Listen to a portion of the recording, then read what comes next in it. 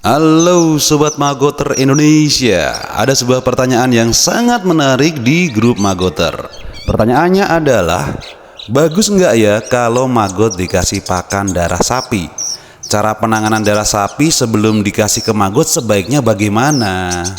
Oke, mari kita bahas. Pertanyaan pertama, bisa tidak darah digunakan sebagai pakan magot BSF?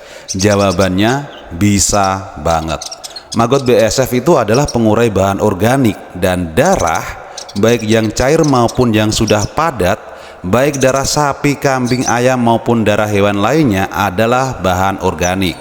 Artinya darah sangat bisa digunakan sebagai pakan magot. Apalagi darah itu mempunyai kadar gizi yang tinggi dengan kandungan lemak, vitamin A, B1, B2, B3 dan juga vitamin C. Ada juga karbohidrat, protein, serat, kalsium, fosfor, natrium, kalium, tembaga, besi, seng, beta-karotin, abu dan lain sebagainya. Pertanyaan kedua, bagaimana cara pemberian darah sebagai pakan magot BSF? Darah bisa langsung diberikan sebagai pakan magot tanpa proses, alias diberikan dalam keadaan langsung segar. Dengan catatan, magot yang akan memakan darah dan darah yang diberikan sebagai pakan harus seimbang. Maksudnya, darah yang diberikan itu harus diperkirakan dengan benar akan habis dimakan oleh magot sebelum darah itu membusuk. Katakanlah darah akan habis dimakan magot maksimal dalam waktu 2 kali 24 jam alias 2 hari. Maksudnya apa? Supaya darahnya tuh nggak busuk, nggak sampai busuk dan menjadi berbau. Kalau udah berbau dapat mencemari udara dan mengganggu lingkungan sekitar. Lalu bagaimana kalau darah yang tersedia sangat banyak dan diperkirakan magot tidak akan mampu menghabiskannya dalam waktu 2 kali 24 jam alias 2 hari?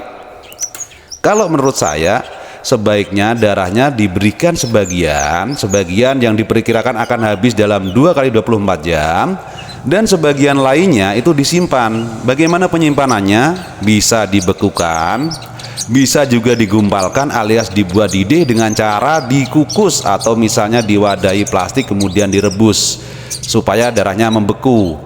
Kalau difermentasi saya kurang merekomendasikan ya. Kenapa? Karena kalau darah difermentasikan itu saat diberikan, saat dibuka tutup fermentasinya akan menimbulkan bau anyir yang tajam.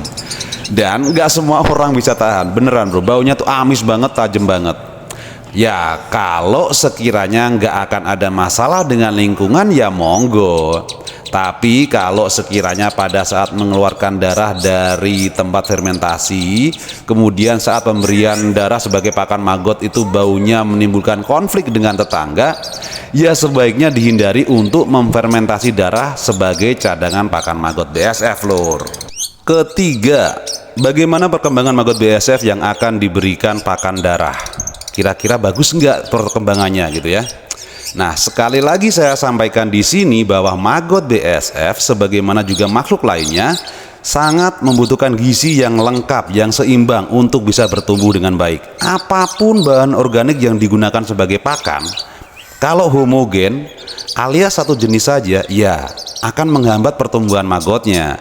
Sebaiknya tetap diberikan campuran pakan tambahan lainnya, misalnya ya, bekatul, limbah sayur, limbah buah, limbah dapur, limbah warung dan lain sebagainya. Yang pasti agar magot BSF bisa berkembang dengan baik, maka gizinya juga harus dilengkapi. Semakin lengkap gizinya, semakin lengkap nutrisinya, maka magot BSF akan berkembang dengan baik.